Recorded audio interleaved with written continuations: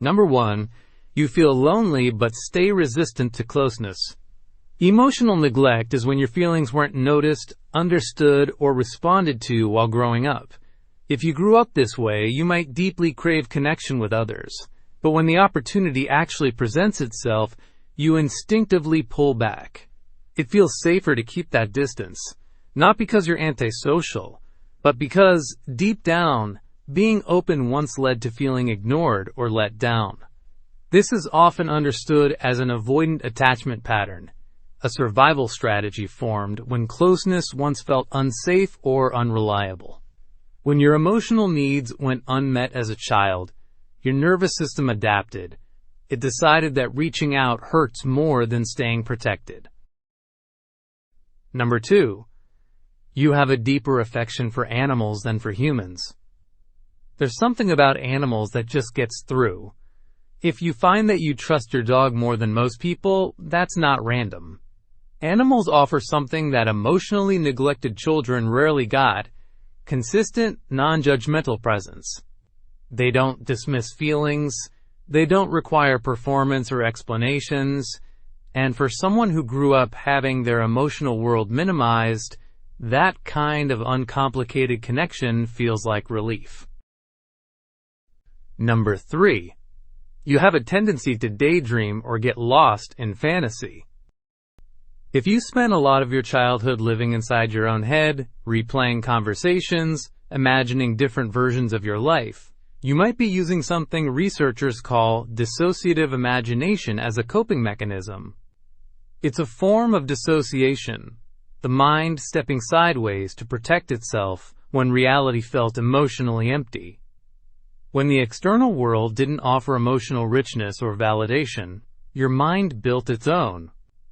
Daydreaming became a place where you felt seen, where things made sense, and while it's beautiful in its own way, it can also become a refuge that's hard to leave. Number 4. You carry a persistent sense of not belonging. Even when you're included, there's this quiet feeling of being on the outside, like everyone else got a manual you never received. Emotional neglect often creates what's called a core belief of defectiveness.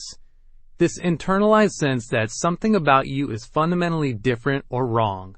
It comes from early schema formation, where your brain built templates based on how you were treated. When your inner world wasn't acknowledged as a child, you learned that your internal experience didn't quite match what was happening around you.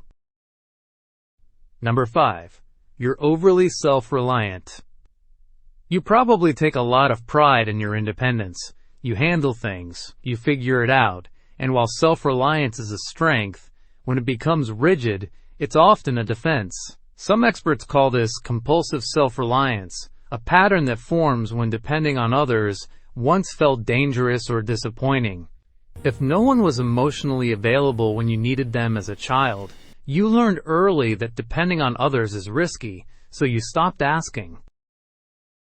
Number 6. You have difficulty identifying your emotions. Someone asks how you're feeling and you freeze. This is called alexithymia, difficulty recognizing or describing your own emotional states. It's a common outcome of emotional neglect, where feelings weren't mirrored or named for you. When your feelings weren't reflected back to you as a child, you didn't learn the language of your inner life. Emotions stayed vague, overwhelming, or just numb. Number 7. You fear burdening others. You suppress what you need. You minimize your problems. There's this constant undercurrent of, I don't want to be too much. Psychologists call this perceived burdensomeness, the belief that your needs are a liability to other people. This comes from an environment where your emotional needs were treated as inconvenient or invisible, so you learn to make yourself smaller.